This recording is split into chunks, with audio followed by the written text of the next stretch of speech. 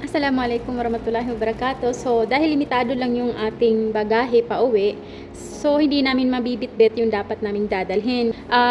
Balikbayan box namin, ayun, oh. Nagpapabalikbayan box ako, LBC po talaga. Kasi walang hassle, madali lang, at safe talaga yung mga gamit na ipapadala mo. Ngayon, meron kaming extra kasi tuwing nag-order at papadeliver ako sa kanila dito ng box, pinapakuha ko na rin sa kanila yung napupuno ko na dalawang ganyang box, no? Large po madalas kong kinukuha. Ayan.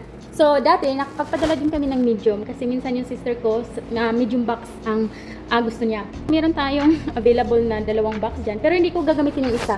Ito lang, ayan, no? Inaano na ni Habi yan, inaayos. So sabi ni Habi, ngayon, uuwi ka naman, so magdala ka na lang din ng dalawang electric fan. Yung quality niya maganda, kasi syempre subok na, no? Yan.